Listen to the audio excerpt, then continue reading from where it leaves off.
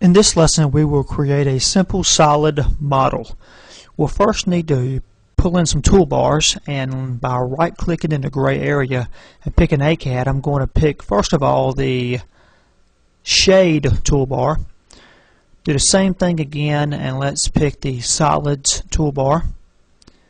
Same thing again, and pick the solid editing toolbar.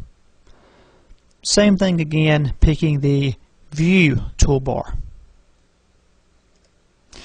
Now I'm going to move these toolbars around and get them managed in a way that we can still view the screen.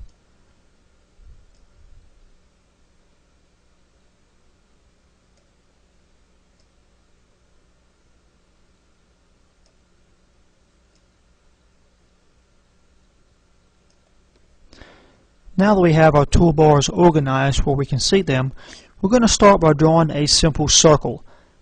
Draw, circle, circle diameter option.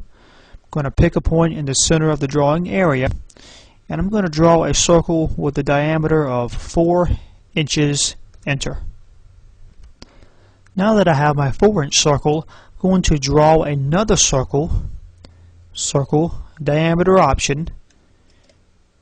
Snapping to the center of the existing circle, I will now draw another circle which has a 2-inch diameter and enter. Okay, now on the view toolbar, I'm going to pick a isometric view. At this point, you're going to see our UCS symbol, X and Y change, and now we can see what the positive Z extrusion is. It is important to understand the user coordinate system sign because the circles that you draw or lines are always drawn on the X and Y plane. The Z always shows the positive extrusion. Now that we have our circles drawn to size, I'm going to now use the extrude command, which is found on the solid toolbar. If I pick the extrude command, I can now select the two objects.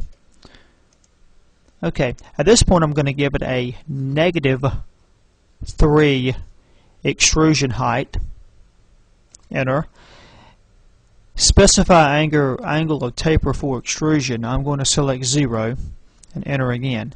Now you see it has given my two-dimensional circles a thickness. If I click on the shade option, you can see I now have two shaded circles. AutoCAD 2005 uses a way of modeling called Boolean operations. What happens if you want to create a part with a hole in it, you must draw both parts and assign them mass, and then you have the option of either adding the mass together or subtracting the mass. If I go back to a 2D wireframe, you can see that here I actually have two parts. If I click on the outside solid, you see there, I can pick on the inside solid. You can see that item there. I'm going to hit the escape key and deselect those two.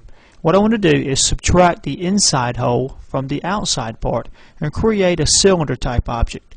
I'm going to use the subtract icon found on the solid editing toolbar to do that. I'm going to pick the subtract icon. I will now pick the object to subtract from and enter, and then pick the object that I would like to subtract and enter. Now in a 2D wireframe you really can't see the result, so I'm going to go back to a shaded option on the shade toolbar so you can see exactly what we have.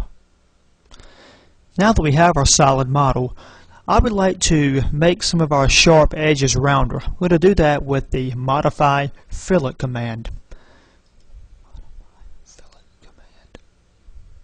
which can be found in the Modify drop-down menu. If I pick on the fillet command, the first thing it prompts me for is to set a radius. Notice my radius is already at 0 now. I'm going to click in the text menu, type in R and enter, and assign this a radius of 0.5 and enter. Now it wants me to select an edge. I'm going to select the outside edge to start with, and enter once, and enter again. You notice this gives me a rounded edge. I'm going to do the same thing to the inside edge. Modify, fillet. Now my radius is already set. I'm going to pick the inside edge, enter, and enter once again. By inserting the two fillets, it gives me a donut look on the top of my cylinder. I'm now going to attempt to orbit the object. By doing that, I need to bring up one more toolbar. I'm going to right click in the gray area, pick AutoCAD, and 3D Orbit.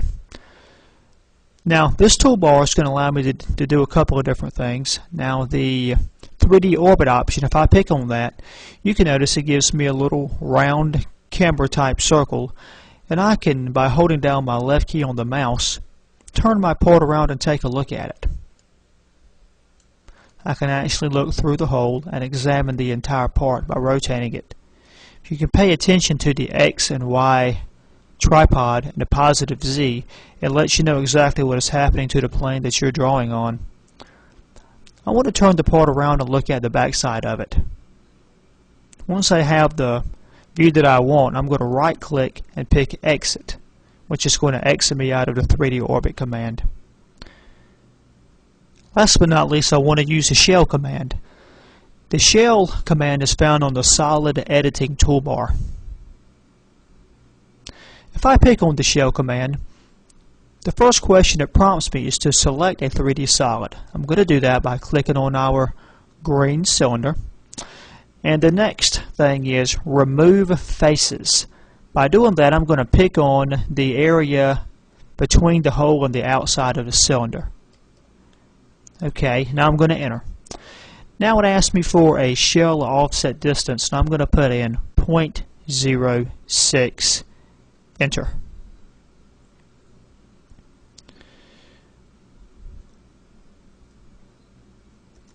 What the shell command actually does is it takes the outside surfaces of our part, and it actually will take out material on the inside everywhere it comes in contact with at a thickness that you assign. I personally used a 1/16 of an inch thickness, and you can see that it basically took the material out of our part on the inside and left us what is left with a 0.06 thickness. I can orbit around so you can see exactly what the model looks like. Here's a very futuristic part, something that you might could hold in your hand and see exactly what the end result would be. I'm going to right click and exit out of the continuous orbit command. This concludes our lesson on our entry level solid model.